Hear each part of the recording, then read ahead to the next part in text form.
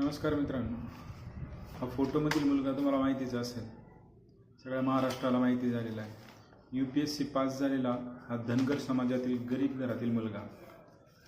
10वी आणि 12वीला 90% जास्त मार्क्स दोन्ही वेळेस। त्याच्यानंतर COAP पुणे इथून इंजिनिअरिंग पूर्ण केलं।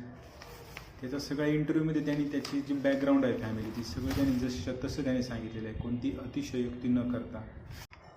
आता याच्याविषयी बोलायचं कारण म्हणजे आता हा नवीन जनरेशनचा एक आयडॉल बनेल। याला पाहून नवीन मुले स्पर्धा परीक्षेचा अभ्यासाची सुरुवात करतील। ज्यांनी अर्धवट सोडला आहे तेही पुन्हा आता नव्याने सुरुवात करतील। पण मित्रांनो, 2 मिनिट थांबा। स्पर्धा परीक्षेची दुसरी बाजूही जरा तपासून पहा। अभ्यासाला सुरुवात करताना तुम्ही सगळे स्पर्धा परीक्षेचं व्यवस्थित प्लॅनिंगही कराल, पण मी ज्या काही गोष्टी आता खाली सांगतोय त्यावरतीही एकदा विचार करा। पहिली गोष्ट म्हणजे स्पर्धा परीक्षा करणारा विद्यार्थी हा गरीब आणि मध्यमवर्गीय कुटुंबातीलच असतो। एकदम उच्च श्रीमंताचा मुलगा स्पर्धा परीक्षेची तयारी कधीच करणार नाही। त्याच्यामुळे तुमच्या घरातील कमवतं कोण आहे, त्याच्यानंतर ते तुम्हाला 3-4 वर्ष पैसे पुरवू शकतात का? कारण स्पर्धा परीक्षेचा अभ्यास करायला बहुतेक मुलं पुणे, मुंबई आणि दिल्ली अशा ठिकाणी जातात। मग 4-5 वर्ष तुम्हाला कंटिन्यूस घरातनं पैसे भेटतील का, याचाही थोडा स्पर्धा परीक्षेचा अभ्यास करायला घेताना विचार करा। त्याच्यानंतर दुसरी गोष्ट अशी आहे की तुम्ही स्वतःच्या मनाशी ठरवा की आपण ह्या एवढ्या ड्युरेशनमध्ये स्पर्धा परीक्षेचा अभ्यास करायचा, आणि जर नाहीच तुमच्याच्याने एखादी पोस्ट निघली तर बिनधास्त तो विषय बंद करून टाकायचा। नाहीतर काय होतं, आपण वर्षानुवर्ष स्पर्धा परीक्षेचा अभ्यास करत राहतो आणि हाती काहीच लागत नाही।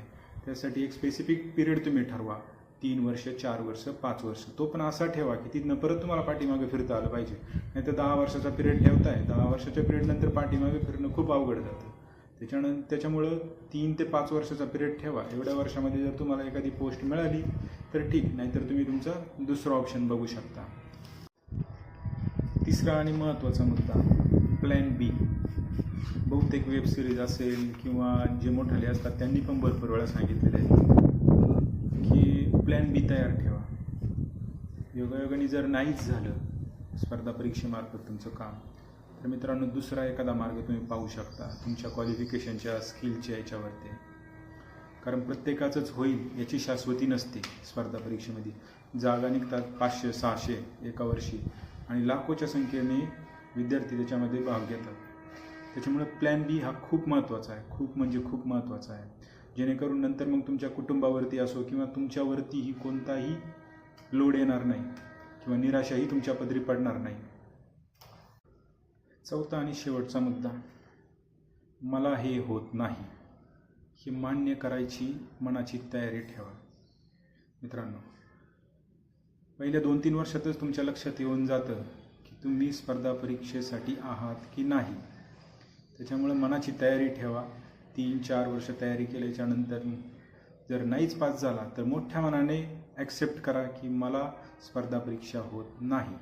जेणेकरून काय होतं, नंतर मग मनस्ताप, पश्चाताप करत बसण्यापेक्षा लवकरच थोडे शांतपणाने निर्णय घेतलेला बरा।